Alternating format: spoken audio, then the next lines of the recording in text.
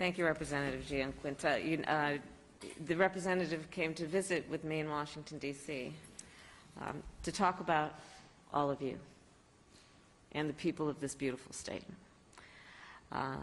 And it was from that conversation that he also made an invitation for me to come and visit with you.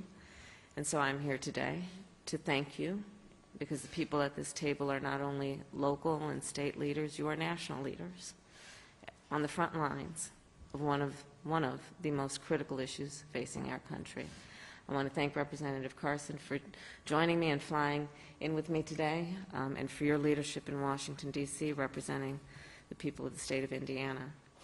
As has been said, the United States Supreme Court, in the Dobbs decision, took a constitutional right that had been recognized from the people of America, the women of America. Let's contemplate what that means in and of itself.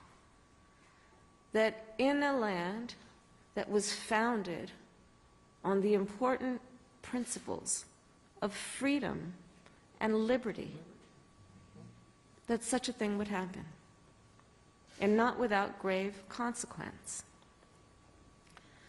So that is the context in which we meet and fight.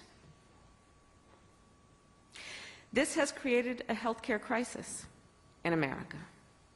And as has been said, Indiana has already been on the forefront of this very issue. As Representative Pryor described, one of the more publicized and well-known cases in terms of what this issue means to real people, including children. And I will tell you, around our country, we are seeing indeed many states, since the Dobbs decision and attempting even before, to criminalize health professionals, to punish women. States that are creating no exception for rape or incest. And I am a former prosecutor. I specialized in crimes against women and children. I specialized in child sexual assault cases. The idea that in some states, after a child or a woman or a man, but in particular in this case of abortion,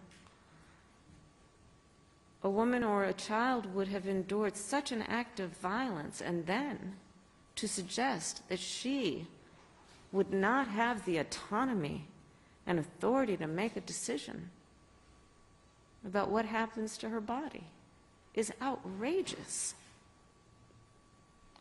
So these are the parameters of this issue, and of course there are more. I would also say that on this issue, one does not have to abandon your faith or your beliefs to agree that the government should not be making this decision for her.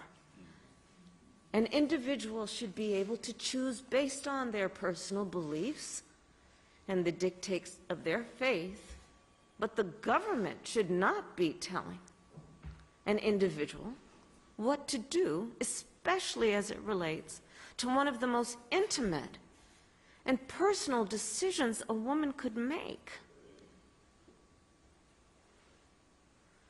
Here in Indiana, I am here to support these extraordinary and courageous leaders, and in particular on this day, where Indiana is the first state since the Dobbs decision to convene a special session to propose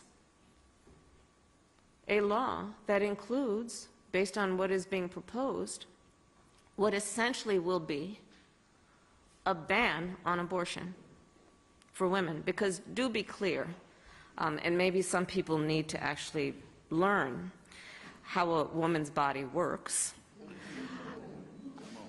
But when you understand how a woman's body works, you will understand that the parameters that are being proposed mean that for the vast majority of women, by the time she realizes she is pregnant, she will effectively be prohibited from having access to reproductive health care that would allow her to choose what happens to her body. So these are the realities. The President has signed an executive order to protect women's access to abortion medication and has taken action to protect the constitutional right to interstate travel. And we will do everything in our power to follow through on those commitments. But what we know is that this issue of access to reproductive care and a woman's right to make decisions about her body relate to other risks that have been posed by the Dobbs decision. We are looking at an interpretation of the Constitution that suggests, Clarence Thomas said the quiet part out loud,